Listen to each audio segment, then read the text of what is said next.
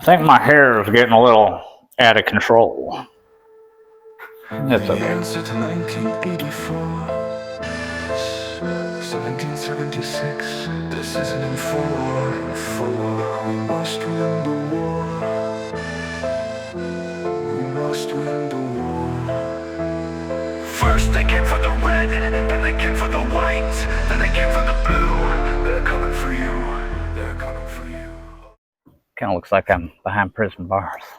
Before America had drones, before it had satellites, before it had black budgets and secret prisons, and covert armies scattered across continents, it had an idea. One idea, one machine.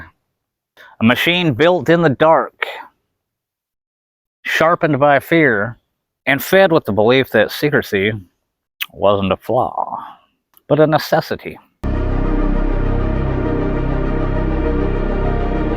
The story doesn't begin with the CIA. It doesn't even begin in America. It begins with Europe on fire. It begins with a British intelligence officer named William Stevenson.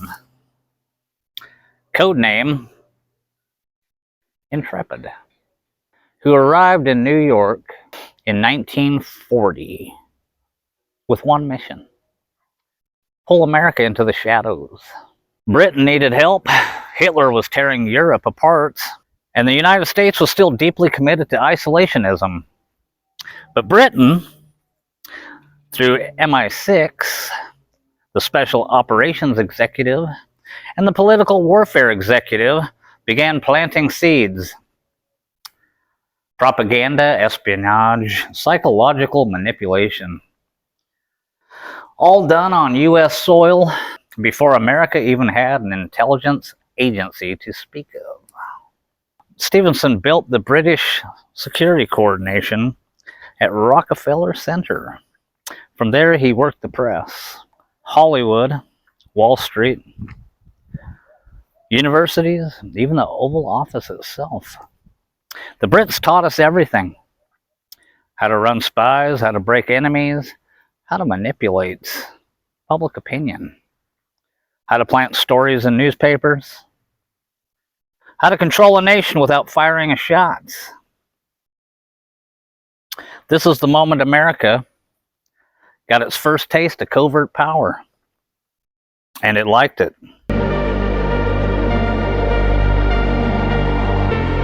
December 7th, 1941, Pearl Harbor.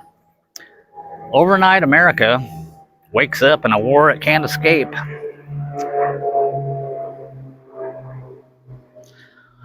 President Roosevelt gives one man unprecedented authority: William Wild Bill Donovan.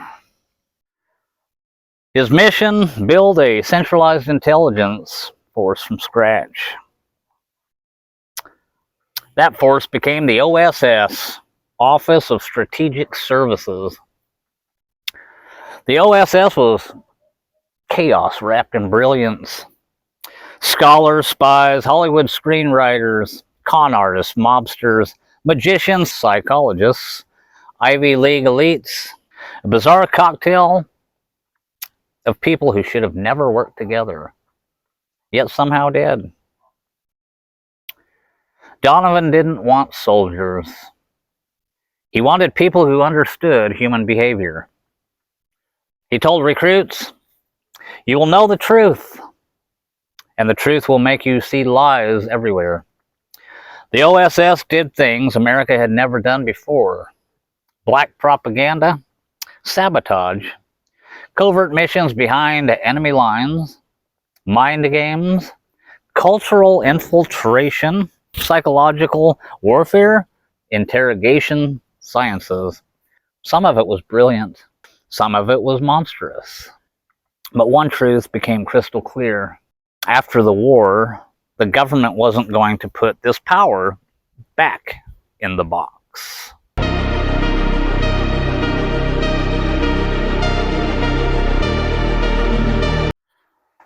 When Germany fell, the United States faced a decision. Ignore the Nazi scientists who had spent years pioneering rocketry, chemical weapons, psychological torture, and aerospace technologies, or bring them here. The moral choice was obvious. The strategic choice was Operation Paperclip. From 1945 to the early 1950s,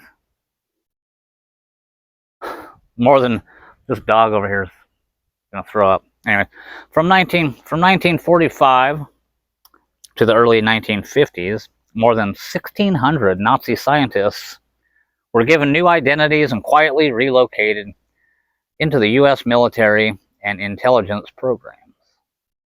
Names that should have been tried for war crimes were instead handed lab coats, salaries, and security clearances. They helped build NASA, the U.S. Missile Program, the Air Force Weapons Division, early bioweapons research, classified psychological experiments. Their expertise didn't disappear. It blended with American ambition. And something darker began to take shape.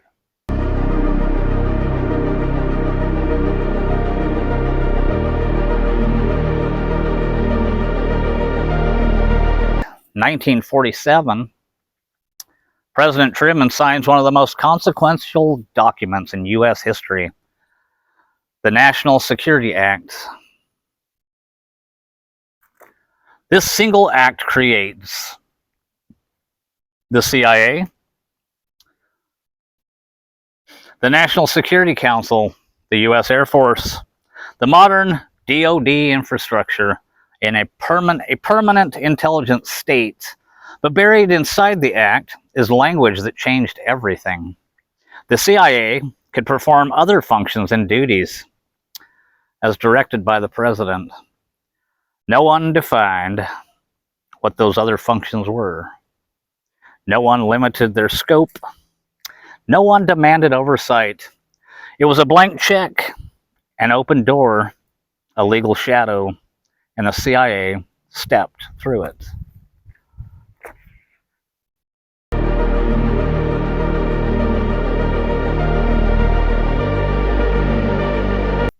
By the early 1950s, the CIA wasn't collecting intelligence.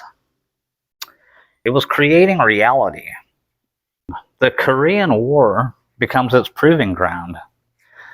Coups follow.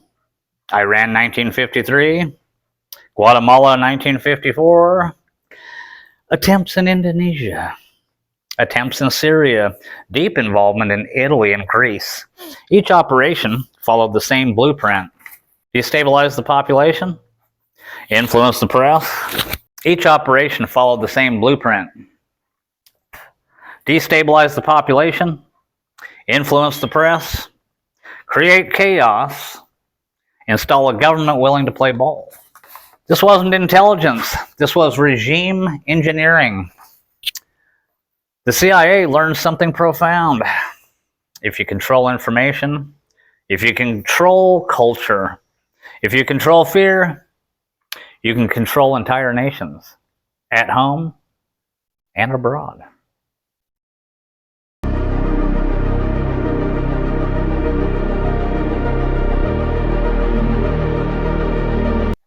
In 1950, the CIA begins questioning, how do we break a mind? How do we rebuild it?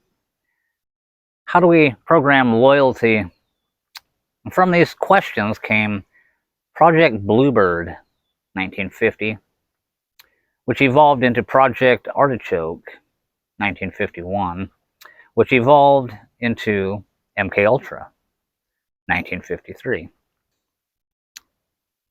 The first memos are chilling. Can we induce amnesia? Can we create a programmed assassin? Can we control behavior with pain?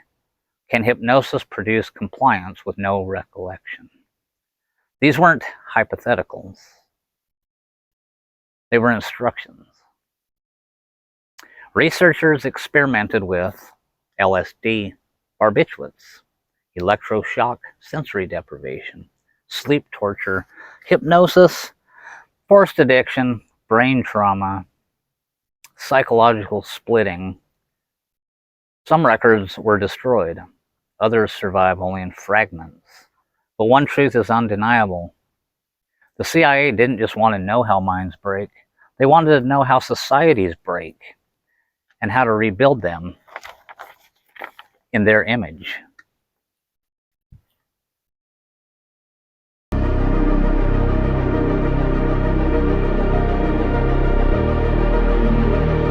1955, the CIA had secret prisons overseas, black budgets no one could trace, covert airlines, pharmaceutical pipelines, psychological research labs, control of news stations, direct influence inside Hollywood, proxy armies, access to Nazi science, and legal authority to do whatever it wanted. This is the moment the machine becomes self-aware. It no longer serves presidents. Presidents serve it.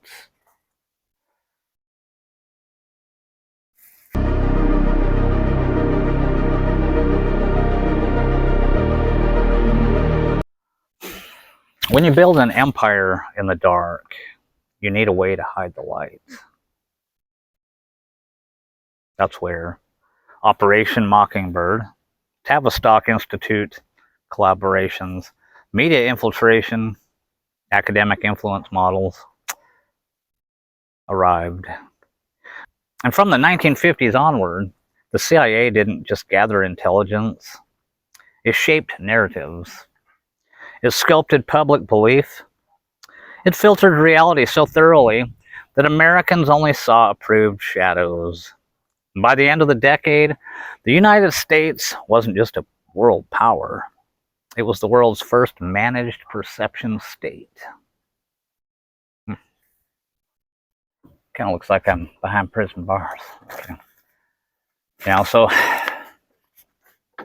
every covert program that would come later, the coups, the assassinations, Phoenix, Cyclone, Chaos, MKUltra's darkest branches, Gladio, Black Site Prisons, Prism, P-R-I-S-M, the global surveillance grid, all of them trace back to these first years, these first secrets, these first compromises of morality.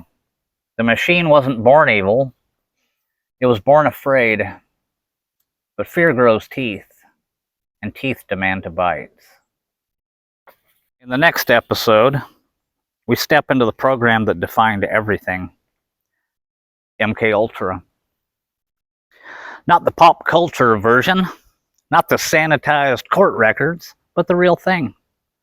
The missing files, the hidden sub-projects, the rumors that never died, the victims who were never believed, and the experiments that never ended.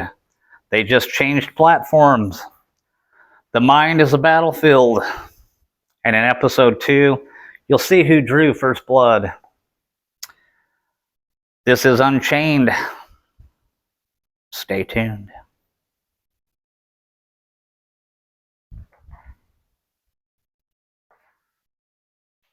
Look at my hair. I'm just kidding. I just need to get my teeth fixed. Really. And then try to fix my ugly. Until next time. Subscribe. Or don't. There's going to be a lot of these. I'm sure they'll eventually get better. I just need a suit. I need a damn suit. And a tie. And a broadcast room. Ciao. 1984, 1776. This isn't in four. We must win the war. We must win the war. First they came for the red, then they came for the white, then they came for the blue. They're coming for you. They're coming for you. All of our freedoms, they hang by a thread. Oh, most of the people, the most are made dead. Oh, some bleed blue, others red. No, the media cuts off your head. They keep telling lies, repeating those lies. Truth becomes a lie. What is truth? What is true?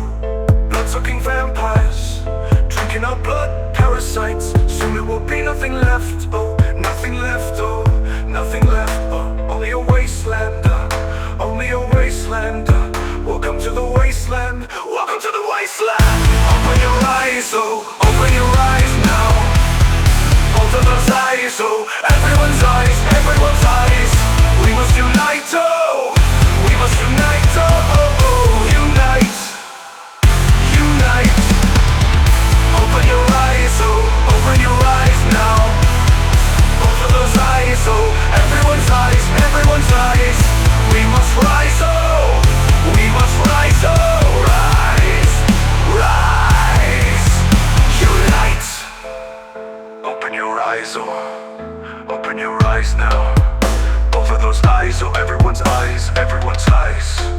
We must rise, oh, we must rise, oh, oh, oh, unite. Only lucky to envy the evil that shit upon our heads. Are we not better than this? All of our freedoms, they hang by a thread, oh. Most of the people, emotionally dead, oh. Some bleed blue, others red, no. The media cuts off your head, they keep telling lies, repeat those lies, truth becomes a lie. What is truth? What is true? Blood-sucking vampires, drinking our blood, parasites. Soon there will be nothing left, oh, nothing left, oh, nothing left, oh. Only a wasteland, only a wasteland. Welcome to the wasteland, welcome to the wasteland. Welcome to the wasteland. Open your eyes, oh, open your eyes now. Both of those eyes, oh, everyone's eyes, everyone's eyes.